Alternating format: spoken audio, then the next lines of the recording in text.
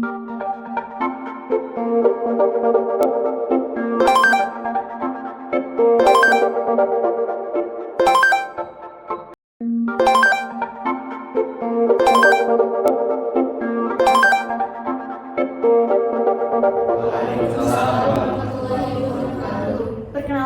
saya Zelda Karama sebagai moderator dari kelompok 1. Adapun dari rekan-rekan kelompok 1 yaitu ada Adiansyah, ada Naufal Amin, Raffi Al-Afghani, dan juga ada Maryam Fani serta Rifanaza Amalia.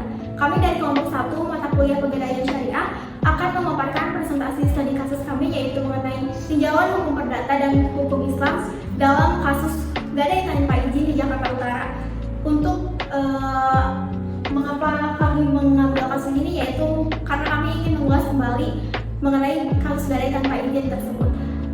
Salam semoga terlimpah curahkan kepada junjungan kita Nabi besar Nabi Muhammad SAW. Dan untuk membuka presentasi dari kami, mari kita membaca basmalah bersama-sama. Bismillahirrahmanirrahim. Untuk materi yang pertama yaitu yang akan disampaikan oleh saudari Maryam Fani, kepadanya dipersilakan. Baik, terima kasih pada moderator. Di sini saya akan memaparkan mengenai pendahuluan dan metode penelitian. Gadai merupakan salah satu bentuk perjanjian yang lazim dilakukan dalam masyarakat, terutama sebagai alternatif untuk mendapatkan pinjaman dengan jaminan barang tertentu. Praktik gadai telah ada sejak zaman kuno dan dikenal di berbagai budaya, termasuk Romawi, Yunani, dan di dunia Islam. Di Indonesia, gadai telah dipraktikkan sejak masa Kerajaan Nusantara dan diformalkan oleh pemerintah Hindia Belanda dengan mendirikan Pegadaian pada tahun 1901. Dalam hukum Islam, gadai atau rahan telah dikenal sejak zaman Rasulullah dan diatur dalam Al-Quran serta hadis. Rahan sah asalkan memenuhi syarat tertentu seperti persetujuan pemilik barang dan tidak mengandung unsur riba. Namun, dalam praktiknya sering muncul masalah seperti gadai tanpa izin pemilik yang melanggar prinsip hukum perdata dan Islam. Kasus gadai di Jakarta Utara misalnya menunjukkan kurangnya pengawasan dan pemahaman masyarakat tentang prosedur gadai yang sah. Penelitian ini bertujuan untuk menganalisis tinjauan hukum perdata dan hukum Islam terhadap praktik tersebut, serta memberikan rekomendasi untuk meningkatkan kepatuhan hukum. Selanjutnya mengenai metode penelitian. Metode yang digunakan dalam penelitian ini adalah metode deskriptif dengan pendekatan kualitatif. Penelitian ini menggunakan sumber data primer, yaitu data yang diperoleh secara langsung dari responden atau informan utama dalam penelitian. Teknik pengumpulan data yang diterapkan adalah wawancara struktur, yakni suatu prosedur sistematis dalam memperoleh informasi dari responden dengan menggunakan daftar pertanyaan yang telah disusun secara sistematis sebelumnya.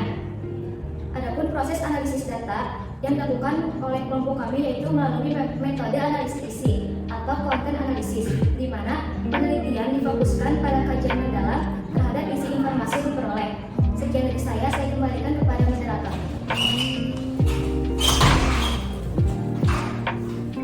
Terima kasih kepada saudari Maryam Fani yang sudah menjelaskan mengenai pendahuluan dan metode penelitian. Selanjutnya kita akan menjelaskan dan juga menyimak mengenai konsep gadai dalam kitab hukum Undang-Undang Perdata atau KUHP yang akan disampaikan oleh saudara Abdi. Kepadanya dipersilakan. Baik, terima kasih kepada moderator. Di sini saya akan menyampaikan konsep gadai dalam kitab Undang-Undang Hukum Perdata, di mana ketentuan mengenai gadai diatur dalam buku bab 20 pasal 1150 hingga pasal 1191 KUH Perdata. Berdasarkan pasal 1150 KUH Perdata, gadai didefinisikan sebagai hak yang diperoleh seorang kreditur atas suatu barang bergerak yang diserahkan oleh debitur atau pihak lain atas namanya. Hak ini memberikan wewenang kepada kreditur untuk memperoleh pelunasan hutang dengan mendahului kreditur lainnya, kecuali terkait biaya pelelangan dan upaya penyelamatan barang yang digadaikan. Terus selanjutnya ada unsur utama dalam gadai. Yang pertama ada timbul akibat adanya perjanjian penyerahan barang kepada kreditur. Yang kedua ada barang yang diserahkan oleh debitur atau pihak lain yang bertindak atas nama debitur. Yang ketiga ada objek gadai terbatas pada barang bergerak. Yang keempat ada kreditur memiliki hak prioritas dalam pelunasan hutang dari barang yang digadaikan. Terus selanjutnya ada karakteristik gadai. Yang pertama ada hak kebendaan. Yang kedua ada bersifat aksesorir. Yang ketiga tidak dapat dibagi-bagi. Yang keempat hak yang didahulukan. Yang kelima, barang yang menjadi objek gadai adalah barang bergerak, baik yang memiliki wujud fisik maupun yang bersifat tidak berwujud. Mungkin sekian dari saya kembalikan kepada moderator. Oke, terima kasih kepada saudara Abdi. Selanjutnya kita akan menyimak kembali lanjutan dari materi yang disampaikan oleh Abdi yang akan diteruskan oleh saudara Muhammad Nova Alvin. Kepadanya dipersilakan. Baik, di sini saya akan melanjutkan presentasi dari pembahasan yang disampaikan oleh Abdi. Nah, selanjutnya yang hak dan kewajiban pemegang gadai. Yang pertama ada hak untuk menjual barang gadai apabila debitur atau one prioritasi pasal 1155 KUH Perdata. Terus yang kedua ada hak untuk menahan barang gadai pasal 1159 ayat 1 KUH Perdata. Yang ketiga ada hak kompensasi. Yang keempat hak atas penggantian biaya penyelamatan barang pasal 1157 ayat 2 KUH Perdata. Terus yang kelima, hak untuk menjual barang gadai dalam kondisi kepailitan debitur. Yang keenam, hak preferensi. Yang ketujuh, hak untuk menjual barang gadai dengan persetujuan hakim. Yang kedelapan, hak atas bunga piutang gadai pasal 1158 KUH Perdata. Yang kesembilan, hak untuk menagih piutang gadai. Nah, poin selanjutnya, kewajiban pemegang gadai. Yang pertama ada memberitahukan pemberi gadai sebelum barang dilelang yang dapat dilakukan melalui surat tercatat atau telegraf pasal 1156 ayat 3 KUH Perdata. Yang kedua, memelihara barang gadai pasal 1157 ayat 1 dan pasal 1159 ayat 1 KUH Perdata. Yang ketiga, membuat perhitungan pasal pelelangan. Yang keempat, mengembalikan barang gadai. Yang kelima, memperhitungkan hasil bunga piutang gadai. Yang keenam, mengembalikan sisa hasil penagihan piutang gadai kepada debitur. Yang poin terakhir, berakhirnya hak gadai. Yang pertama, hapusnya perikatan pokok. Yang kedua, barang gadai keluar dari kekuasaan pemegang gadai sebagai disebutkan dalam pasal 1152 ayat 3 KUH Perdata. Yang ketiga, rusaknya barang gadai. Yang keempat, penyalahgunaan barang gadai oleh pemegang gadai. Yang kelima, eksekusi barang gadai. Mungkin cukup sekian lanjutan materi yang sebelumnya. Saya kembalikan lagi pada moderator. Oke, baik. Terima kasih kepada saudara Muhammad Nova Alvin yang sudah begitu jelas memaparkan mengenai tinjauan hukum perdata dalam gadai. Selanjutnya kita akan mengulas dalam konsep gadai dalam hukum Islam yang akan disampaikan oleh saudari Tifanaza Amalia. Kepadanya saya persilahkan. Baik, izin memaparkan materi tentang konsep gadai dalam hukum Islam.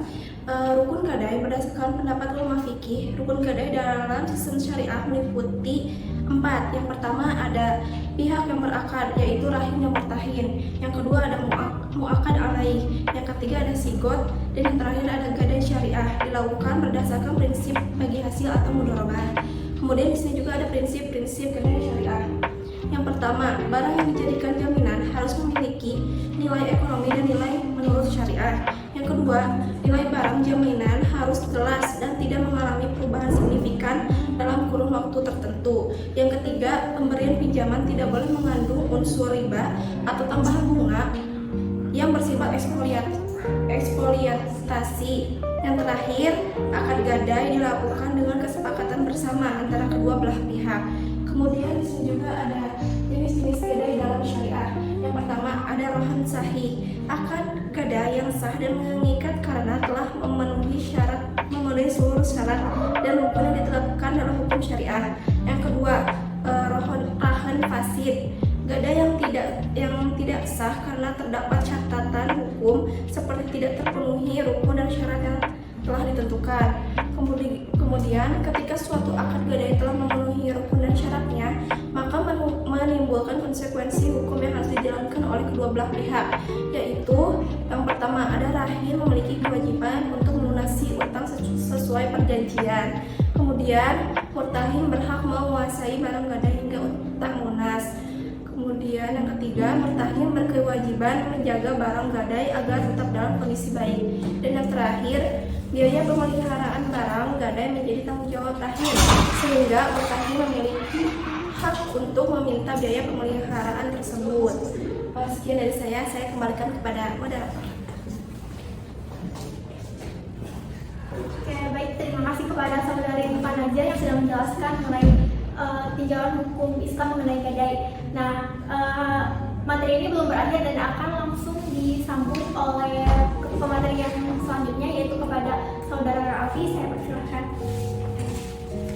Oke, baik, terima kasih kepada moderator. Di sini saya sebagai pemateri terakhir akan menjelaskan mengenai berakhirnya akad gadai dan dasar hukum gadai. Yang pertama ada berakhirnya akad gadai. Di sini ada beberapa poin yang dapat menyebabkan akad gadai ini bisa berakhir. Yang pertama itu ada pengembalian barang jaminan. Maksudnya jika utang telah lunas dan barang jaminan dikembalikan kepada pemiliknya, maka akad gadai akan berakhir. Yang kedua ada pelunasan utang. Ketika pihak yang berutang melunasi semua kewajibannya, maka barang jaminan tidak lagi ditahan. Yang ketiga, penjualan rohen secara paksa oleh hakim. Jika debitur tidak bisa melunasi utangnya, hakim bisa memutuskan untuk menjual barang jaminan guna melunasi utang tersebut. Poin keempat, pembebasan hutang oleh murtahin. Pemberi utang atau murtahin mengikhlaskan atau menghapuskan utangnya, maka gadai akan otomatis berakhir atau selesai. Yang kelima, pembatalan hutang oleh murtahin. Jika pemberi utang membatalkan akad utang piutangnya, maka barang gadai akan dikembalikan. 6. Yaitu kematian rohin. Jika pihak yang menggadaikan barang atau rohinnya telah meninggal, maka barang gadai ini bisa menjadi bagian dari harta warisan dan akan dianggap selesai. Poin ketujuh, kerusakan atau kehilangan barang jaminan. Jika barang rusak atau hilang bukan karena kesalahan murtahin, maka akan bisa batal karena objeknya tidak ada lagi. Poin terakhir yaitu ada pemindahan rohan ke pihak yang lain. Barang jaminan dipindahkan ke orang atau lembaga lain, misal dialihkan ke lembaga gadai syariah, maka akad sebelumnya akan dianggap selesai. Hukum gadai dalam Islam. Di sini ada beberapa sudut pandang yang menjelaskan mengenai dasar hukum gadai itu tersendiri. Yang pertama itu adalah dari Al-Quran.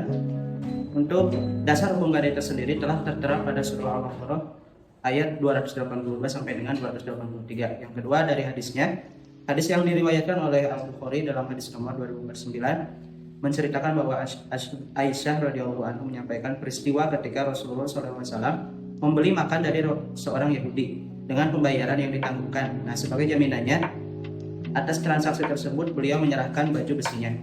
Poin ketiga dari ijma mayoritas ulama. Berdasarkan ijma mayoritas para ulama sepakat bahwa praktik gadai ini telah disahkan dan dibolehkan. Dari fatwa DSN MUI. Dewan Syariah Nasional Majelis Ulama Indonesia telah mengeluarkan fatwa nomor 25 per DSN MUI per 3 per tahun 2002 tentang arhan atau gadai itu sendiri. Terima kasih. Saya lanjutkan kepada moderator. Oke, terima kasih kepada Saudara Raffi yang sudah memaparkan dari gadai dalam hukum Islam. Selanjutnya saya akan memaparkan mengenai studi kasus yang kelompok kami angkat, yaitu kasus ini terlibat yaitu tindakan sepulia yang menggadaikan motor tanpa izin milik orang lain, yaitu dengan atas nama Muhammad Ivanda.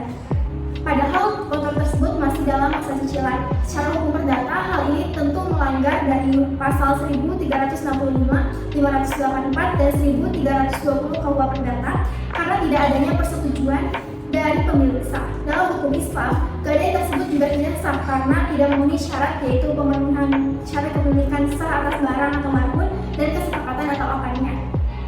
Implikasi sosial ekonomi dari kasus ini yaitu mencakup hilangnya kepercayaan sosial, konflik keluarga, dan kerugian finansial. Akan dianggap tidak sah dan haram menurut fatwa DSN MUI nomor 25 tahun 2022, dan penyelesaian yang kelompok kami ajukan yaitu dapat dilakukan melalui jalur hukum atau kekeluargaan. Selanjutnya, pemaparan studi kasus kami cukupkan sekian dan kita akan melakukan sesi diskusi. Bagi teman-teman yang masih bingung atau yang mau ditanyakan lebih lanjut, boleh bertanya di kolom komentar di video ini. Nah, langsung saja kita masuk ke sesi kesimpulan, yaitu kesimpulannya berdasarkan yang telah kami paparkan dapat disimpulkan bahwa pelaksanaan gadai atau rahan yang terjadi di Jakarta Utara ini, kasus ini tentu melanggar hukum perdata dan hukum Islam. Dalam pelaksanaannya, Rahim menggadaikan motor tanpa izin dari pemilik sahnya yaitu murtahin, yang mengakibatkan kerugian bagi pihak pemilik dan pihak yang terlibat dalam transaksi gadai tersebut. Namun dalam penerapannya masih terdapat celah hukum yang memungkinkan terjadinya penyalahgunaan barang yang sudah dipinjam. Nah, cukup sekian presentasi dari kelompok kami. Kami ucapkan terima kasih kepada audiens yang sudah menonton hingga akhir.